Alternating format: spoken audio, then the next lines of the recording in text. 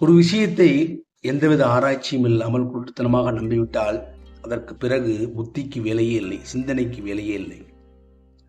ஒரு விஷயத்தை எல்லோரும் சொல்வதால், ஒரு விஷயத்தை எல்லோரும் செய்வதால், ஒரு பாதையில் எல்லோரும் பல லட்சக்கணக்கான மக்கள் போவதால் அந்த விஷயமோ அவர்கள் செய்யும் செயலோ அவர்கள் போகும் பாதையோ சரியாக இருக்க வேண்டும் என்ற அவசியமே இல்லை. ஆயிரக்கணக்கான வருஷங்களாக லட்சக்கணக்கான மக்கள், கோடிக்கணக்கான மக்கள் நம்பிக்கிட்டு இருந்தது பூமி தட்டையா இருக்குன்னு. ஒரே ஒருத்தன் தான் நம்பலை, அவன் தான் கண்டுபிடிச்சான் பூமி உருண்டையாக இருந்தது. அதுதான் உண்மையாச்சு. அதே மாதிரி கோள்களின் நடுநாயகம் பூமின்னு தான் நம்பிக்கிட்டு இருந்தது மக்கள், கோடிக்கணக்கான மக்கள்.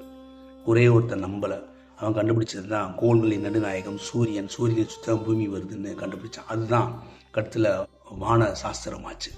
எல்லோரும் போவதால், எல்லோரும் செய்வதால், எல்லோரும் சொல்வதால் அந்த பாதை சரியாக இருக்க வேண்டிய அவசியம் இல்லை. எண்ணிக்கையில் அளவில் அதிகம் பேர் ஒரு விஷயத்தை நம்புவதால், ஒரு விஷயத்தை செய்வதால் அது உண்மையாக இருக்க வேண்டும் என்ற அவசியமும் இல்லை.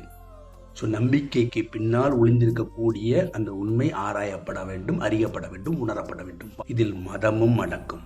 மதத்தை சரியாக புரிந்து கொண்ட எவனும் மதத்திற்கு முக்கியத்துவம் தரமாட்டான்.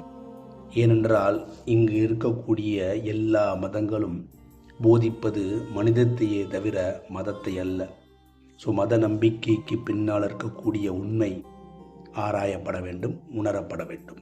நான் பின்பற்றும் என் மத நம்பிக்கை என் வாழ்க்கையை நெறிப்படுத்துவதற்கு என்ற உண்மை புரிய வேண்டும். என் மத நம்பிக்கை சக மனிதனின் மத நம்பிக்கையை புண்படுத்தக்கூடாது, துன்புறுத்தக்கூடாது, அவமானப்படுத்தக்கூடாது, கேலிப்படுத்தக்கூடாது. அப்படிப்பட்ட மத நம்பிக்கையுடன் நம்ம இருந்தால் நம் வாழ்க்கையில் மன நிம்மதி, மன அமைதி, வாழ்க்கையில் மட்டுமல்ல இந்த நாட்டிலே மன நிம்மதி, மன அமைதி எல்லோருக்கும் இருக்கு. நல்ல சிந்தனை விதைப்போம், நம்பிக்கை வளர்ப்போம். அன்புடன் நம்பினான்.